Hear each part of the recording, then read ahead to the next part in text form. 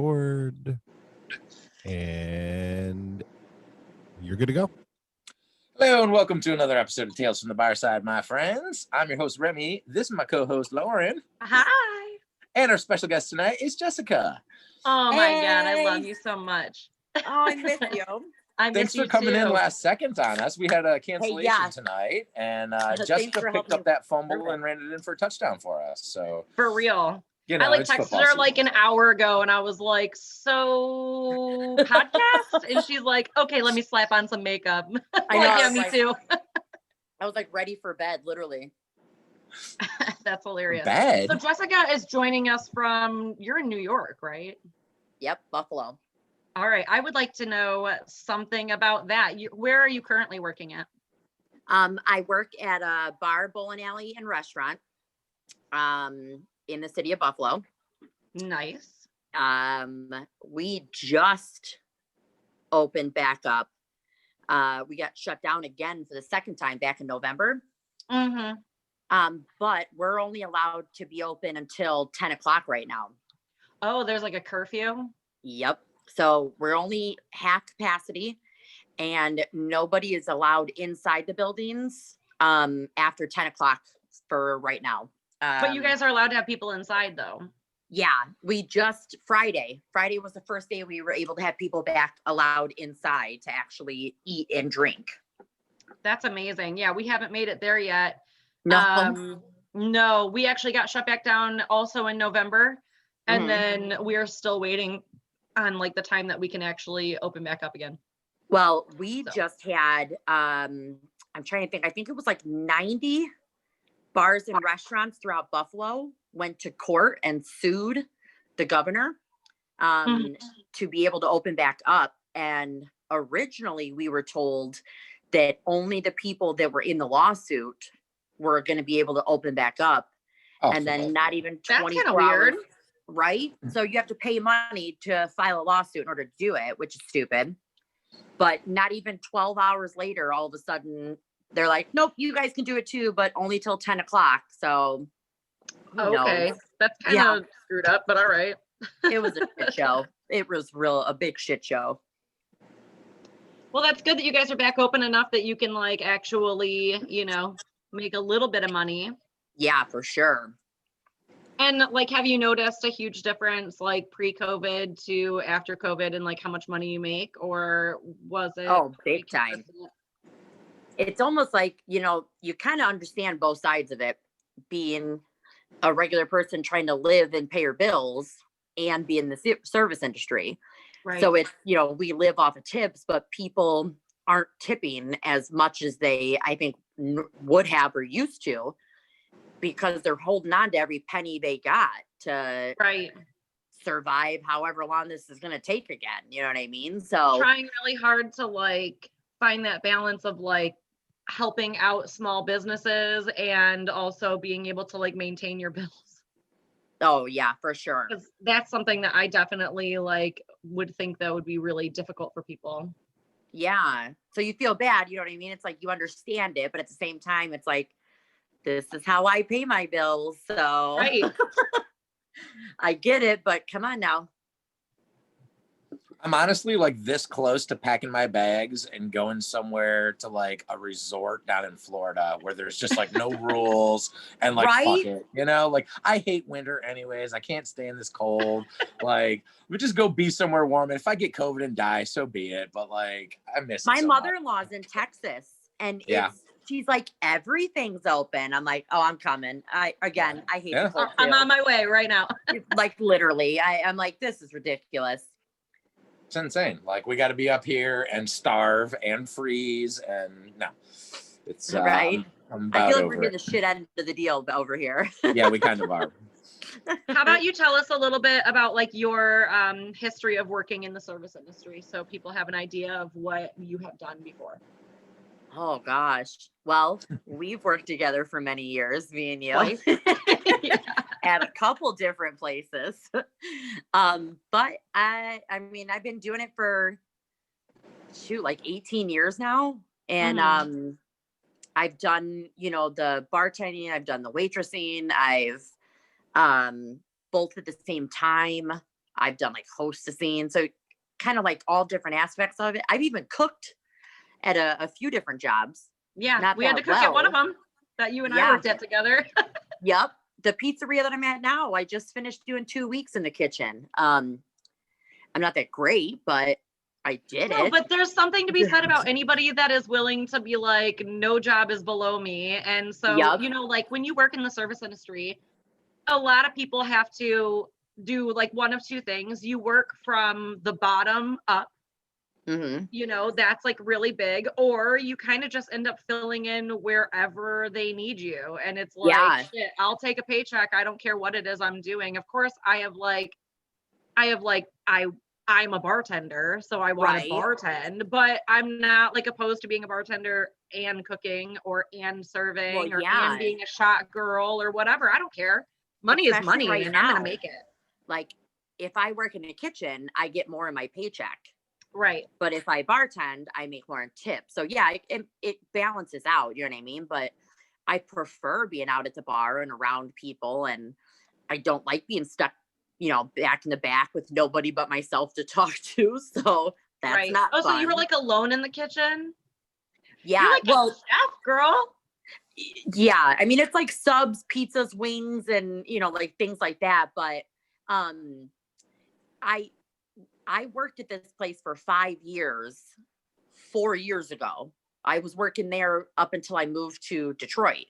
And then when I came back, I just knew I'd been there for so long that I was so close with the owner and the managers and everybody that it was like going back home. You know what I mean? Like they immediately welcomed me back in that day. If I need anything from them, they're there for me, especially during this time, which is amazing because, as you know, a lot of people or a lot of businesses, bartenders and waitresses are a dime a dozen. They don't care about you. You know what I mean? Like you've got to bust your ass and not complain about it, or they'll find somebody who won't complain about it. So it was like a no brainer to kind of go back there. But yeah, during the second shutdown, they gave me hours in the kitchen just to make sure I had money coming in. And then as soon as the bar opened back up, she was like, you know, you're my number one bartender. So like whatever hours you want, you got it. We'll work with you. So, but yeah, I have no complaints about it whatsoever, honestly. And I think that Remy goes back to the same thing that you and I say almost every week. And that's that, you know, those types of places where you feel like you're a family and you feel like you're home. Yeah. You can go back 20 years from now and they're all going to treat you the exact same way. It's really priceless when you find a place like that. The place that I was at right when we shut down, I had just started and I saw an ad. I knew the place. I had met the owner before. So I went in and filled an application, and he was there and was like, you got a few minutes? I'll give you an interview right now. I'm like, yeah, sure. We talked for about 10, 15 minutes. And I was, you know, it's a restaurant, but he needed bar. And he's like, you know, can you serve too? I'm like, absolutely. You know, I started off as a server, worked my way up to bartender. I'm not above that. Like I'll do both. Right. He's like, we'll give you both shifts. Like right now there's more serving shifts, but like tomorrow night, you think you could come in and bartend for me? And I'm like, yeah, like no problem. Yeah, so, anytime. You know, like, no training period. No, you know, it's like, here's our menu. Here's where everything is. Figure it out. You know, like if you're a bartender, you can do that. And so I did. Like I worked a couple of serving shifts and I'd bartend, and then the bartender would like come out and pick up tables and stuff. So it all kind of went hand in hand. You're serving a lot of food at the bar anyways. I'm like, it's the same damn thing. Like it's fine. And then I was there for maybe 3.5 weeks. And then, you know, I hired in February and in March we were shut down. I was like, oh, well, that was fun. Right. Yeah. But it was like a family while you were there. It was. Yeah, it was great. You know, there were some people that you could tell like really didn't give a fuck and really, you know, just they were there for the money. And if it was no good, they always wanted to go home. But you could tell there were some people who had been there for like 6-7 years, and like the head bartender and the head waitress, they were all like, you know, we all go out and drink together afterwards. I'm like, I love this place. You guys have, I feel like I fit right in. Exactly. And then we got shut down. I was like, one of the waitresses wanted to date me already. I was like, man, this place is great. 3 weeks. Damn. All right. Yeah. Well, she had her eye on me anyways. It didn't work. So So Jess, I know that you and I worked at a popular nightclub together, and I have told them about many a story about like the crazy shit they would make us do, like the outfits every Saturday and like all that stuff. My kids make fun of my my tub of costumes too. When you were like Santa's little helper and you would always walk around the elf. Yeah, my daughter, I got a picture of her with it on, and I was like, oh man, it looks so different on you than it did me when I had to wear it. It looks normal on you. I want to ask you about some of like your more interesting stories of things that you've seen. I know that when you and I go out drinking, we've experienced some crazy shit, but I know for a fact that place definitely had a lot of stuff going on. Oh my God. Can you think of any good stories about like things that you experienced or just witnessed while you were there? Okay. Or any bar that you worked at? My favorite for sure was at Orchid. I was at the door. It was during Gay Pride. I'm trying to think. We had a party. I don't know if you were there that night or if you were at Luna, but there as soon as we opened, what was it? 9:00 we opened, right? Yeah. As soon as we opened, we had a party of like 30 or 40 cross-dressing or trans. There were multiple, right? Because I had a couple guys that came in. They were dressed up as like, Madonna. Some of them had like real, boobs. But the male voices, and oh my God, they were the best crowd I have ever had come into that place right off the bat. Like, even just from the door, you know what I mean? Like, they kept coming out to visit me. They were all dressed up too. The wigs, the heels that I would never even dream of wearing. Okay. Like, I would have killed myself in even standing still. And they were out there dancing it up on the dance floor. And, oh my God, I loved it. And they were in and out though. They were gone by like 10:00. And I was so upset about that. Cause then all the regular people came in at 10 and I was like, compared to what I already had, you're no fun. Like, yeah, right. You're just normal. Like, oh, there goes a guy in jeans and a t-shirt. Yay. Like, oh my God, they were so much fun though. That was definitely there's so many like times that I can think of just like people being like belligerent drunk and like having to like go into the bathroom and like get girls from like go underneath the stall to try and like unlock the door to get them out. Like the amount of shit that you would see in like, especially in a nightclub setting is intense, and like out the front door. Remember they had the benches out front? Oh yeah. We had a girl with a mini skirt on, legs spread wide open, passed out drooling. And some guy was trying to hit on her, and me and the door guy, Reggie, were like, excuse me, I'm sure she doesn't want that right now. Like, and he's like, no, I know her. We're like, what's her name? He's like, yeah, get the hell out of here. You don't know her. You don't know her. Fuck out of here. Get on with your fucking bad self. But or how many people would be like, I lost my keys. Or when they used to come to the door and they're like, I'm friends with so-and-so. And I'm like, that's awesome. It's $5 to get in. Thank you. So I worked for my boyfriend for a while, and his name is Troy. And all these people would come up to the front door and just be like, I know Trey. And I'm like, oh, you know him so well that you don't even know his fucking name. I know Trey. Well, I'm like, who's he? Text him. Text him. Oh my God. So the place I work at now, right? The owner's name is Mark. I love him, first of all, but he's been in business for so long because he's so stingy with his money. You know what I mean? Yeah. He don't give away like free shit, nothing like that. So I remember years ago, it's a running joke between all of us, but I used to have people come in and they're like, oh, can I get a free shot or a free beer?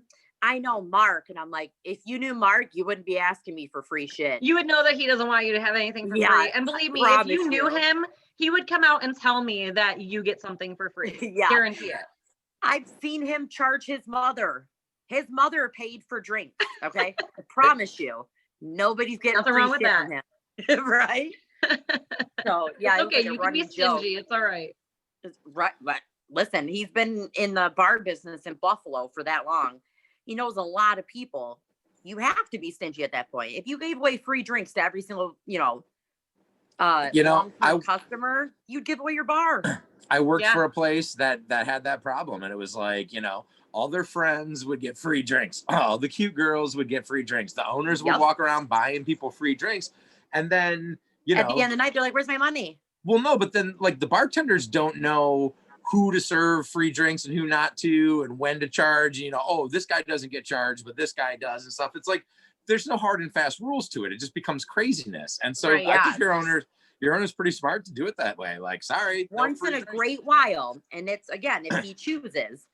But just because you've been coming, I have customers that I see now that I met 8 years ago when I worked there, that still come in there and they still pay for their drinks. They pay their tabs because they know, just because you've been coming there for 8 years, thank you so much for your, for you coming in and paying for this stuff. Like, we appreciate you.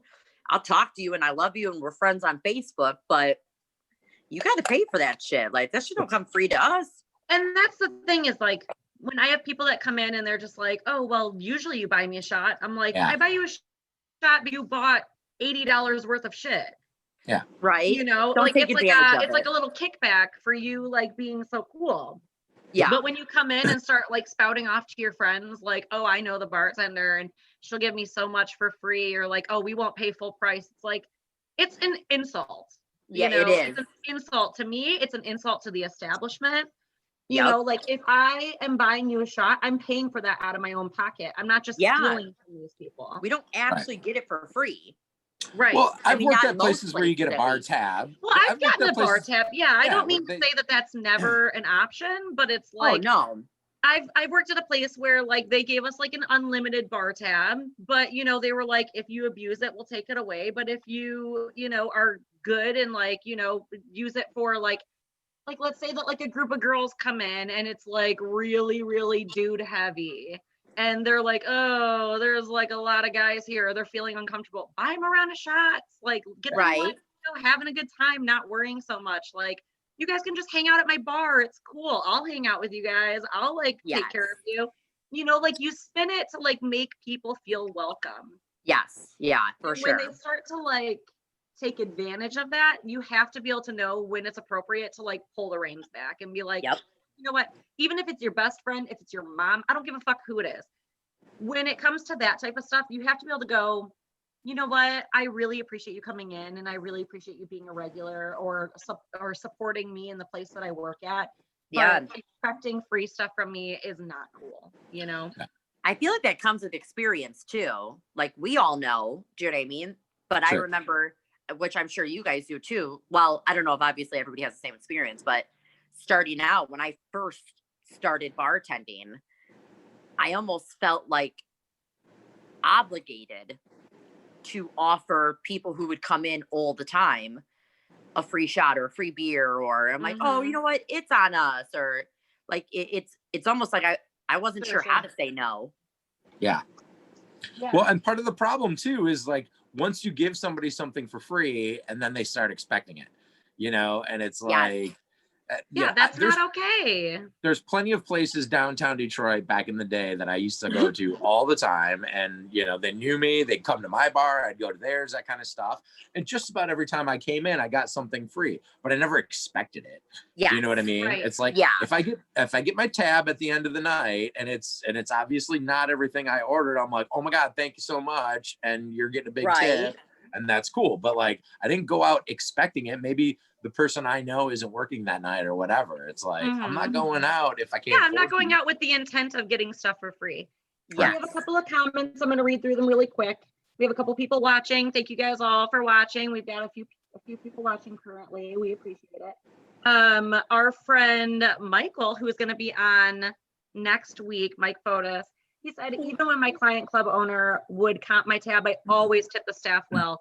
And that is something that people super appreciate and not a lot of people do. So I just want to make sure that we call him out for that, because I've worked at places where people will be like, you know, like I know the owner, or I'm currently working here, I'm the DJ, I'm the promoter, I'm the whatever it is. And of course they get like a comp tab, and then they don't tip on the comp tab. That means that I'm working for free. Yeah. And that doesn't mean, oh, I'm working for free because my people don't pay me. That's not what I mean by that. My club owners do pay me. I make money. I make $2.65 an hour. It's my paycheck is a penny or less, you know, not worth me going to the bank. And I always appreciate somebody who, especially when they have like a free tab, will make sure that they take care of me. And I know him personally, and he always takes care of me. So well, yeah, it's nice. You're still running around and getting the stuff for them and making sure they're okay and ignoring other people to get them stuff. And it's like, when you don't get tipped, it's like a sign of like disrespect. Like, was I not good enough for you? Like, right. Did I do something wrong? Right. Or even like if people can't actually tip me, I'm not like really like crazy and stingy about it, because I'm like, I understand hard times on everybody. That's cool. Oh yeah. But when you come in all the time, and you do it all the time, it's intentional, and you don't value me and my life and my ability to pay my bills, then I'm not going to value that $10 or whatever just for the shots that I was going to give you. I'm not going to do that anymore. Right. If your glass is empty, I'll come back to you whenever I get a chance. I'll go to the other people. Getting everyone else, and then I'll come back over to you and let you know. And it's like, hey, I get it. You know, if you're an alcoholic and you want to go out and drink all the time and you want to be like, you know, social and friendly and stuff like that. But part of the price of like being an outdoor drinker, or go out to places drinker, is that like the tip is not included. Like, we don't get paid jack, so you're expected to tip. That's just the way it goes. Exactly. Right. You know, if you want to drink at home, you know, or pregame, right, be a closet alcoholic. Exactly. That's fine. Well, the thing is that like the place that you and I worked at together, Jess, it was like at Orchid and Luna. Mm-hmm. We had $2 you call it until 11 o'clock. So we were the pregame. Yeah. We were the pregame. Yes. At like 11 o'clock, a lot of people would clear out, but then a whole new crowd of people would come right back in. So it wasn't like we became dead. We were actually very, very busy after that. Oh yeah. But it was a complete switch. It was like a 160? 180. 180? 180. Yeah, 160. It was almost halfway around. We'll go with 160 though. You're almost halfway. Like it wasn't complete 180, but it was close. But there was like a lot of people that would come in at the very beginning of the night, and they would be there all fucking night, and I would see them at the end of the night and they would be dead ass sober. And I'm like, what are you doing? Literally for the music? Holy shit. Right? Or the company, just for the company, apparently. Just because of the people that work here, you love us that much, you're not even gonna drink, you're just gonna hang out. Like, right? Can't say no to that. I mean, I'm always happy if people come see me though. So I love when they used to come see me. Like, oh yeah. Like the hugs and, oh my God, it's so good to see you this week. And I'm like, it's amazing. I've seen you, you know, the last 2 years, but I still enjoy it. Like I saw you last night and the night before and the night before that. I'm still excited. Because that was my only time out, was working, you know what I mean, on the weekends. Like, you remember that, you know what I mean? I kids and a family, and so working, that was like my night out to socialize with everybody. So yeah, I was excited. I didn't care. Right. Work in the industry is like social night out, you know. It's like, well, sometimes really sometimes if you're working enough nights a week, like you don't feel like going out on your days off. You're like, I'm good. I've had enough of the bar. Like my ex-boyfriend, whenever I did want to go out with, and Lauren remembers this, if it was a night off and I wanted to go out and actually hang out with my friends, it was well, you worked with them all weekend. Yes, I got to see them and and joke around with them, but I still had to work. I had to clean up at the end of the night. Like, I still had to I will also work. say about that though, is that it wasn't just, oh, like you saw them all weekend. It was like, why do you have to hang out with them? But also, I'm not available to hang out with you currently. Yeah. You know, and I'm not saying that just about him. I'm saying that about like guys I've dated too, where I'm just like, you're pissed off at me because my night off, I went out with my friends, but you're busy. Right. So you want me to just stay at home? You want me to just stay at home and pine about you? Just because you work a different schedule than I do, because you're available on Fridays and Saturdays and I'm not. Yeah. You know, doesn't mean that now. And well, you know, it really comes down to the fact that you work at a bar where people party. People think that you're partying too. Yeah. But in reality, I'm supplying the party. Yes. I am paid to make it look like I'm having the party with you. But I'm supplying the party. Yeah. It's different. It's socializing, but it's not the same as going out. No, it's not the same at all. Literally, big difference. We get paid to go from party to party. And, yay, I'm so glad you're here for the night. And then you go to the next group and, oh my God, I'm so glad to see you guys. And then you go to the next group. Like, it is fun to be around people. But again, we get paid to do that. Do you know what I mean? Right. Like, it's even on the days where you don't feel like doing it or you don't feel like being there, you still have to put a smile on your face and be happy and supply the party. Like, also sounds like you two could have used some relationship advice back in the day. I used to love I used to love bartending, and like a group of girls would come up and they're like, we need to get her a shot, she's having a bad day and this and that, right? Yes. And I'd be like, oh, so tell me what's going on. And be like, well, I just don't know. And I'm like, dump him.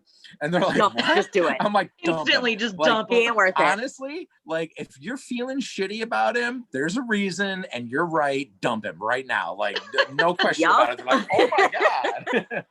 Like me just and Lauren break up had that some pretty drunk nights of relationship advice. Oh yeah. Oh, my God. Oh yeah. I had one time, it was the middle of a nightclub, busy as fuck, and like talking like 4 and 5 deep all night long.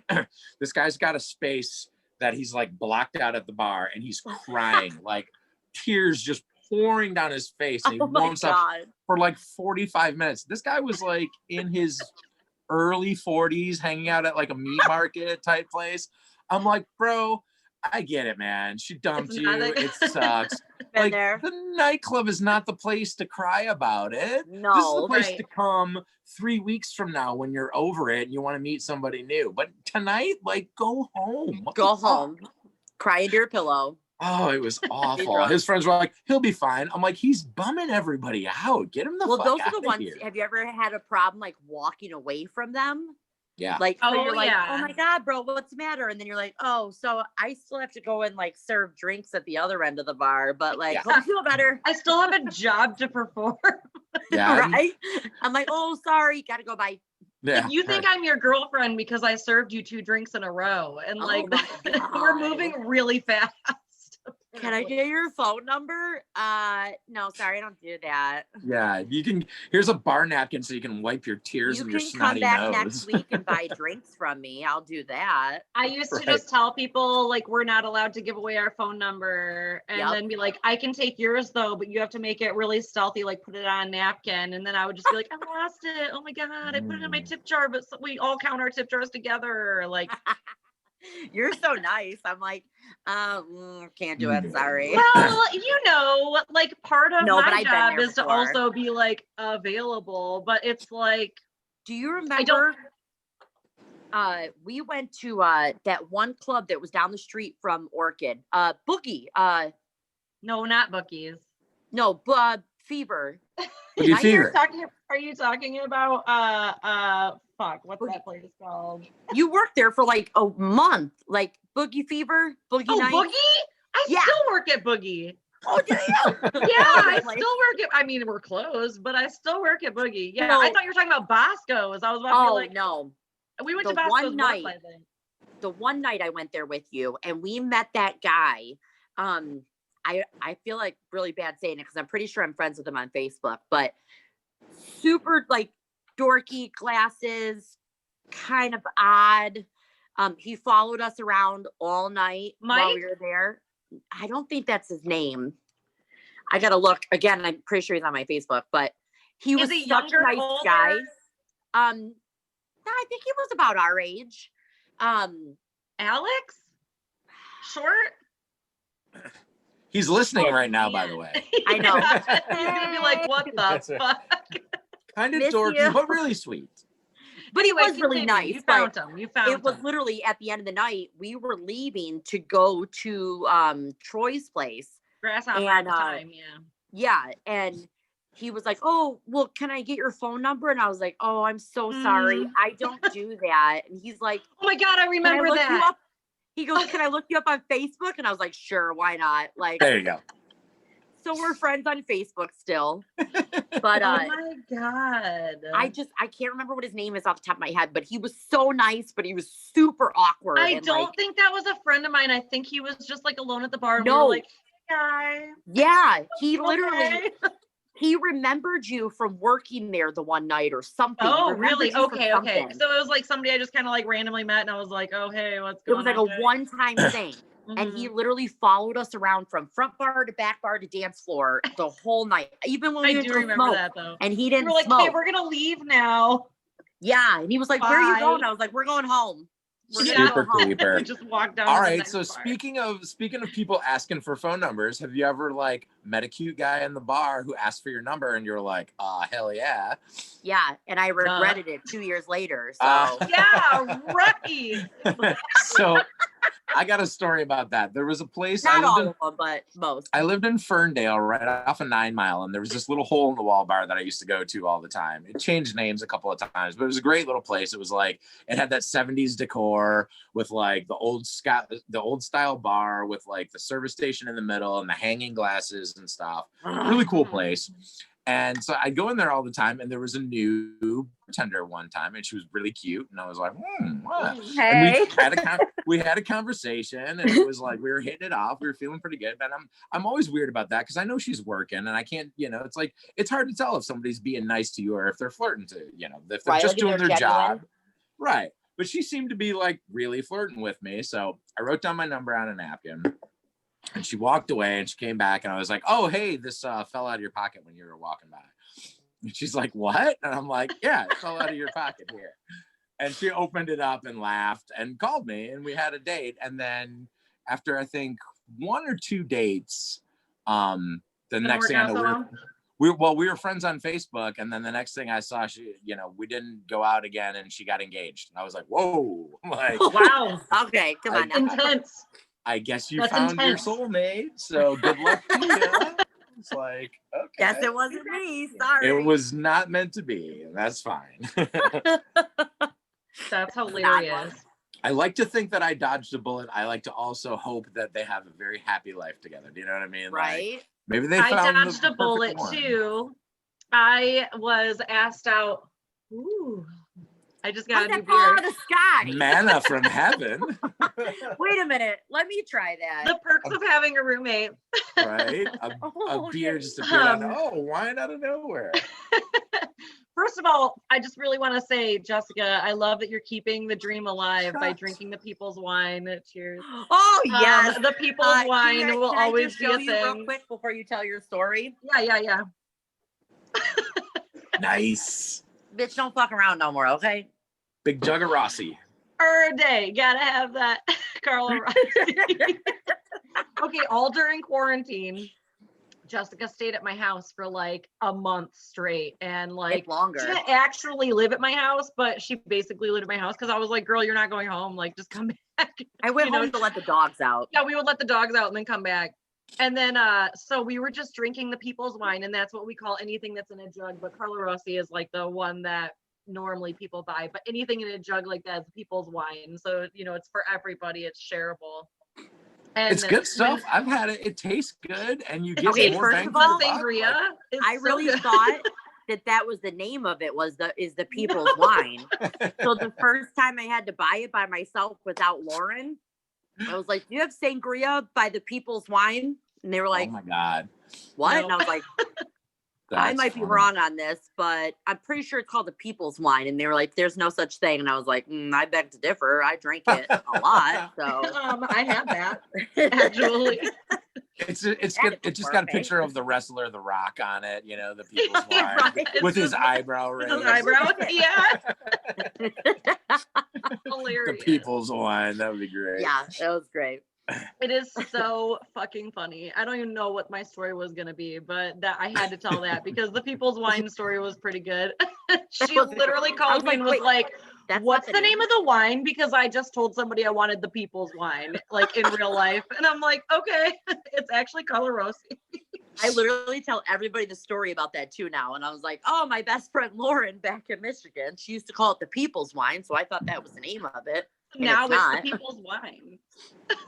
They were like, why does she call it that? And I was like, because all the people enjoy it. Just go with it. So I don't consider myself a wine snob because it doesn't have to be good. Yeah. This is the only one I drink, the sangria though. But I really like wine.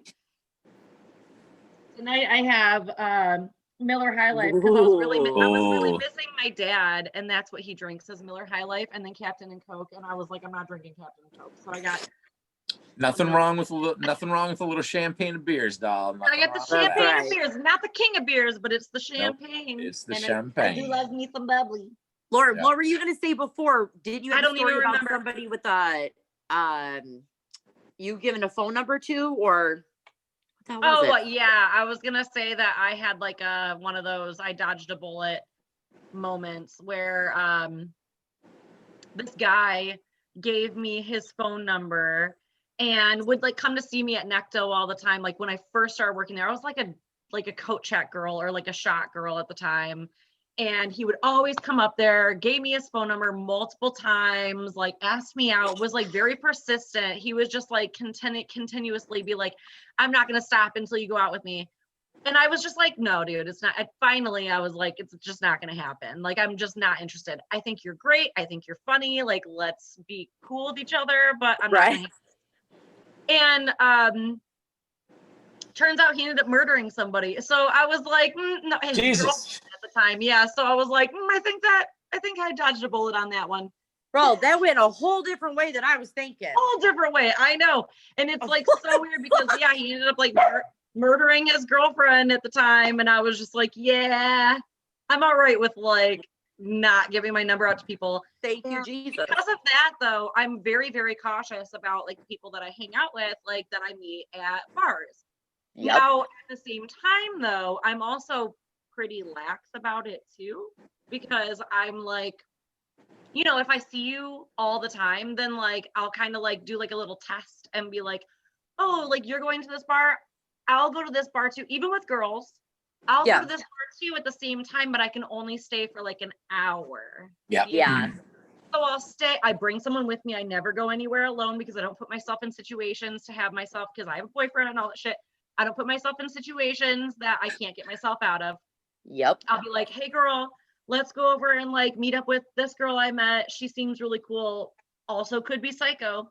So like, let's go.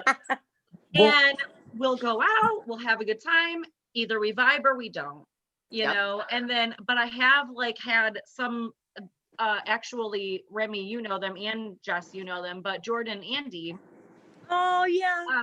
They're like seriously some of my best fucking friends. Yeah. And they would invite me out all of the time. And I would never go because I was like, I met them at the bar. I don't know. Like they could be like serial killers. They could be like swingers. Like who fucking knows? They could be. One of my friends was just like, oh yeah, like we're gonna go to this party, whatever, and like it's at their house. And I was like, well, I'm going with somebody, so it's all right. I went to the party, and then suddenly, from there, the relationship grew. Yeah, and that's like. Now I'm like, I can't imagine my life without them. They're like my best friends. So I've had really good experiences. Oh yeah. Meeting people from the bar, but I've also had some really crazy ones where I'm like, fuck you, I'm out. I gotta go. You gotta trust your intuition. I'm probably gonna end up in 6 different trash cans around the city if I stay here. You do.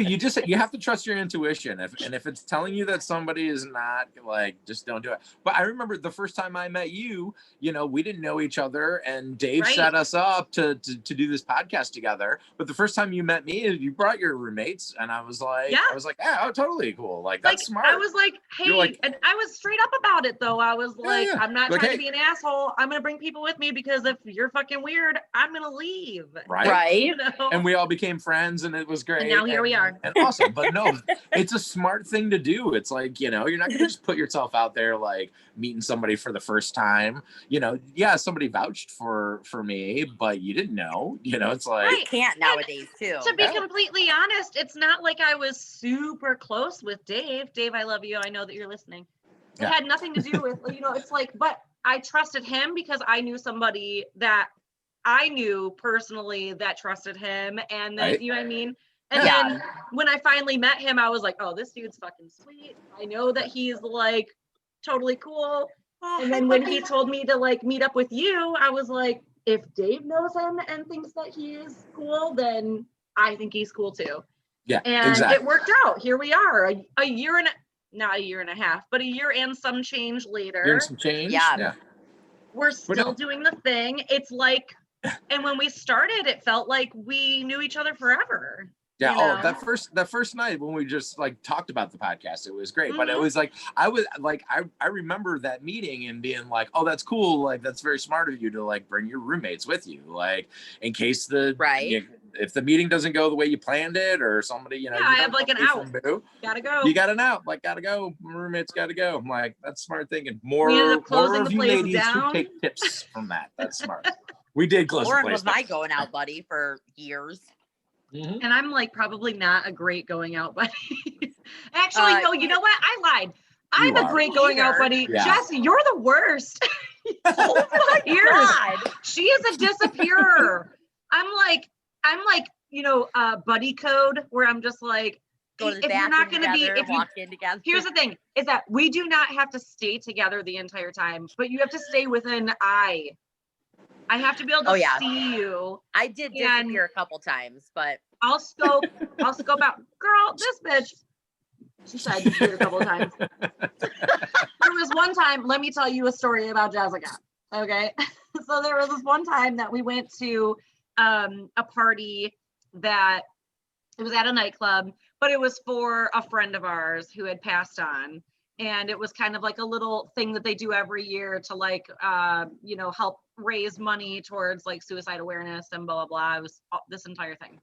Yeah. So we went to this party at the place we worked at. And I was like, hey, girl, I'm going to go to the bathroom. I'll be right back. And she's like, okay. So I go to the bathroom. I meet some other girls. We start talking about clothes and shoes. I'm like, oh my God, I've been gone for like 10 minutes because we all know that I pee like so fast. Like power peer. Like so fucking fast.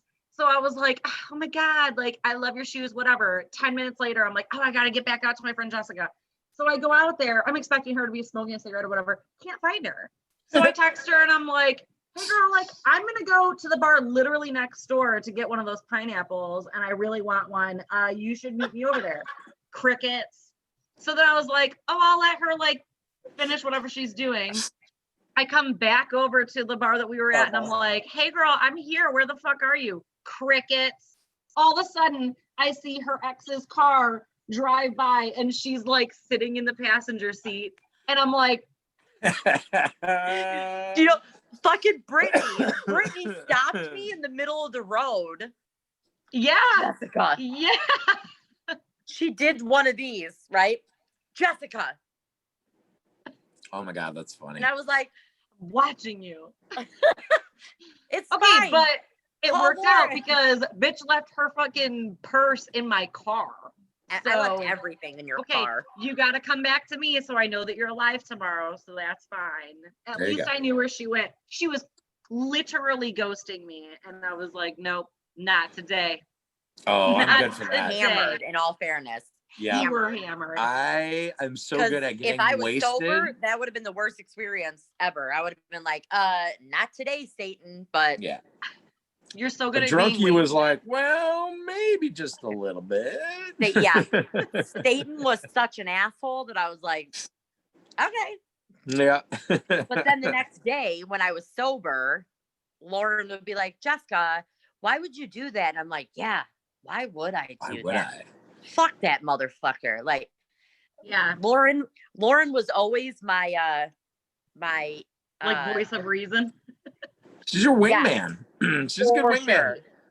Wingman, voice of reason, my guru, my fucking makeup artist, relationship artist, like everything. Like, I got you, girl. I couldn't tell you because me and Lauren, we worked at the same club together, and she used to work on Thursdays. I didn't, but I used to come up there and drink on Thursdays, and I would always stand and go to Lauren's bar, and I'd hang out with her all night because I fucking loved her. Like, she had the best, like, she was so authentic compared to everybody else. Like, thanks, girl. It was honestly like, that place was filled with a whole bunch of plastic. That's what honestly. And I was like, I was older. You're a couple. I'm you're older. Younger. Mm-hmm. Well, wait, you're only like I'm 33. Younger. Okay, so you're 2 years younger than I am. Yeah, but a lot of the girls that we worked with were like 20, 21. 20, 21. Yeah. Yeah. So like we got along on like that aspect, and like we used to, but when it came to when we actually started hanging out, I was like, this bitch will be my best friend for life. Like, honestly, like it was from the get-go, I knew it. And it's never changed. Even in a whole different state. Anytime I talk about Lauren, I was like, so my best friend Lauren, like we used to work together. My bitch Lauren. This is my best friend Lauren. And they're like, I don't care. And I'm like, but I do, God damn it. You do have a great best friend vibe, Lauren. You most definitely do. Right? You're a real one. Cool ass people.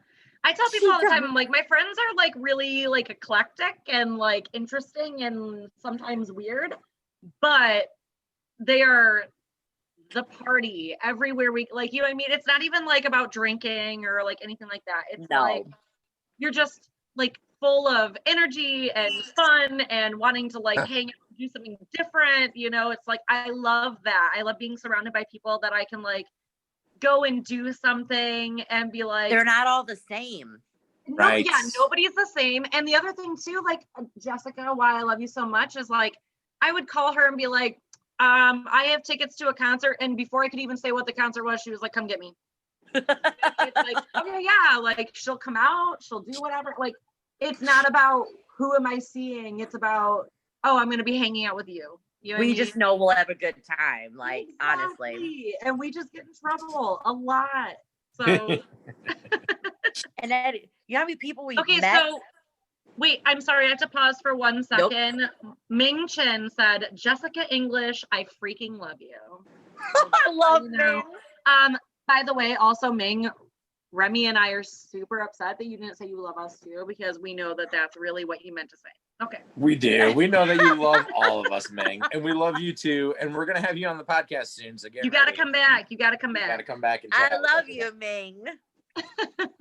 Everyone loves Ming. Everybody loves forever. Ming. He's such a lovable guy. He's amazing. Honestly. Hey, Lauren, do you remember John that we used to work with at Luna?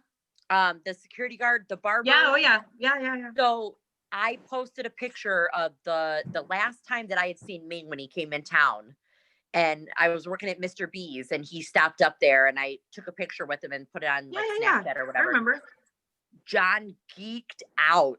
Oh, did he? So bad over Ming. He was like, oh my God, you're friends with him? And I was like, yeah, it's like, yeah, I know him in real life. I like met him through Lauren, and like we're amazing friends, but like, oh my, I've never seen somebody geek out so bad, like ever. Just know, Ming, if you're watching still, I don't know if he is watching still, but just know if you are, that the three of us, you are stuck with us for life. Like, you can change your number, you can move. We'll find you because we love you. I don't know where you are. I don't know what you think you're going to get away with, but I will find you. And I will drink with you again. We're going to drink, and we're going to eat coney dogs or gyros or pizza. Oh my God. Not to say I have a certain set of skills, and it's making liquor taste the best. That's right. And bringing people to brand new places they've never been before. Right. Oh my God, yeah. You have some of the weirdest places I would have never thought of going. Jessica, you've never seen Massive Attack until I took you to the concert. No.